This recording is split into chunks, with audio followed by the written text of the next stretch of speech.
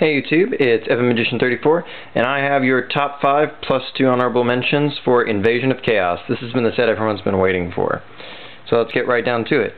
One of my honorable mentions is Chaos Sorcerer. He just hops into play really cheaply, just removing a light and a dark, and those are two of the best attributes in the game, if not the two best, so it's very easy to get him into your deck. And he just removes something. Sure, he can't attack the turn he does it, but he can still be tributed off or sunk with, or any one of a number of other things. My other honorable mention is Chain Disappearance. The ability to not only get rid of the thing that just hit the field, but also get rid of their extra copies that would be coming to haunt you maybe later is just amazing, and doesn't care where it was summoned from or anything like that.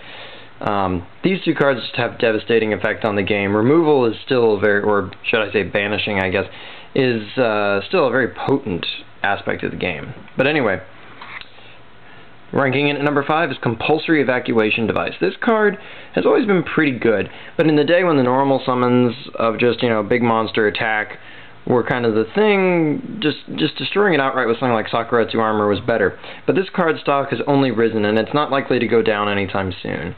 If and when the priority rule that's already been in effect in the OCG takes place in the TCG, which it may be by the time you watch this, but the time I'm filming it, it hasn't yet. This will be awesome because it'll be a great way to cut off people's priority and get rid of monsters. But the other cool thing about it is it's pretty much just fries and gets rid of fusion monsters like from Elemental Heroes and whatnot.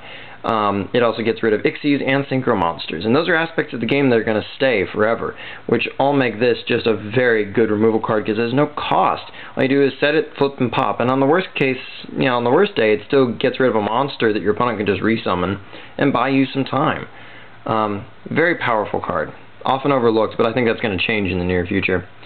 Number 4, Dark Magician of Chaos. Yes, that's right, he's number 4. One of the things about this set, Invasion of Chaos, that was so crucial was it wasn't just that the power cards were so good, because when you look at the sets before it, you're competing with stuff like Painful Choice, Pot of Greed, Monster Reborn, Change of Heart. It's not that these were so devastating individually, it's that the whole set was so good that it changed the way we played Yu-Gi-Oh! Forever. But certainly D-Mok is no exception to this. Just anytime he's summoned straight up, whether it's normal or special, he gets you a spell card from your grave to your hand, which is just devastating. It doesn't hurt that he removes stuff from play when he kills it in battle, because he's 2800 attack. He's just very combo-rific, and he combos very well with card number 3, which is Dimension Fusion. It costs you 2,000 life points, but it's spell speed 1, which means you can just instantly drop it from your hand, and it gets as many removed from play monsters special summoned as you want. Sure, it gets your opponents too, but always with cards like this that seem to benefit both players, it's the controlling player who has all the advantage because they control when it happens.